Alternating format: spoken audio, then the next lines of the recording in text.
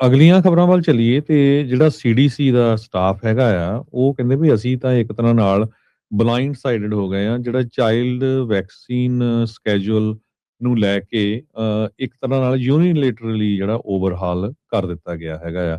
Trump Trump administration ਨੇ ਕਾਫੀ ਜ਼ਿਆਦਾ ਜਿਹੜੇ ਸਟੈਪ ਲਏ ਆ, ਅਨਪ੍ਰੈਸੀਡੈਂਟਡ ਸਟੈਪ ਲਏ ਆ, ਜਿਹਦੇ ਵਿੱਚ ਘੱਟ ਟੀਕੇ ਹੁਣ ਬੱਚਿਆਂ ਨੂੰ ਲਾਏ ਜਾਣਗੇ।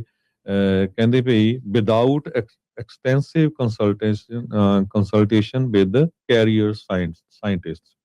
ਸੋ ਬਿਨਾਂ ਸਾਇੰਟਿਸਟ ਦੀ ਗੱਲਬਾਤ ਤੋਂ ਸਿੱਧੇ ਜਿਹੜੇ ਆ ਜਿਹੜੇ ਹੈਲਥ ਸੈਕਟਰੀ ਆ ਰੋਬਰਟ ਐਫ ਕੈਨੇਡੀ, ਉਹਨਾਂ ਨੇ ਡਾਇਰੈਕਸ਼ਨ ਜਾਰੀ ਕਰ ਦਿੱਤੀਆਂ ਹੈਗੀਆਂ ਸੈਂਟਰ ਫਾਰ ਡਿਸੀਜ਼ ਕੰਟਰੋਲ ਨੂੰ, ਵੀ ਆਹੀ ਜਿਹੜੇ ਚਾਈਲਡਹੁੱਡ ਇਮੂਨਾਈਜੇਸ਼ਨ ਆ ਸਕੇਜੂਲ ਕੀਤਾ ਜਾਊਗਾ।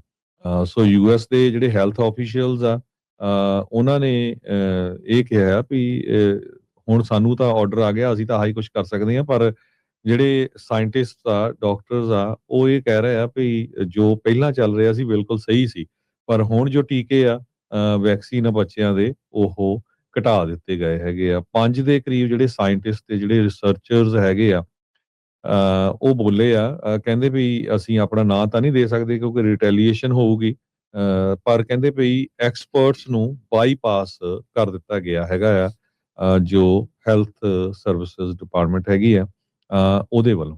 ਅਗਲੀਆਂ ਖਬਰਾਂ ਵੱਲ ਚੱਲੀਏ ਤੇ ਜਿਹੜਾ ਸੀਡੀਸੀ ਦਾ ਸਟਾਫ ਹੈਗਾ ਆ, ਉਹ ਕਹਿੰਦੇ ਵੀ ਅਸੀਂ ਤਾਂ ਇੱਕ ਤਰ੍ਹਾਂ ਨਾਲ ਬਲਾਈਂਡ ਸਾਈਡਡ ਹੋ ਗਏ ਆ। ਜਿਹੜਾ ਚਾਈਲਡ ਵੈਕਸੀਨ ਸਕੇਜੂਲ ਨੂੰ ਲੈ ਕੇ ਇੱਕ ਤਰ੍ਹਾਂ ਨਾਲ ਯੂਨੀਲੇਟਰਲੀ ਜਿਹੜਾ ਓਵਰਹਾਲ ਕਰ ਦਿੱਤਾ ਗਿਆ ਹੈਗਾ ਆ। ਟਰੰਪ ਐਡਮਿਨਿਸਟ੍ਰੇਸ਼ਨ ਨੇ ਕਾਫੀ ਜ਼ਿਆਦਾ ਜਿਹੜੇ ਸਟੈਪ ਲਏ ਆ, ਅਨਪ੍ਰੈਸੀਡੈਂਟਡ ਸਟੈਪ ਲਏ ਆ, ਜਿਹਦੇ ਵਿੱਚ ਘੱਟ ਟੀਕੇ ਹੁਣ ਬੱਚਿਆਂ ਨੂੰ ਲਾਏ ਜਾਣਗੇ। ਕਹਿੰਦੇ ਭਈ without extensive consultation with carrier scientists।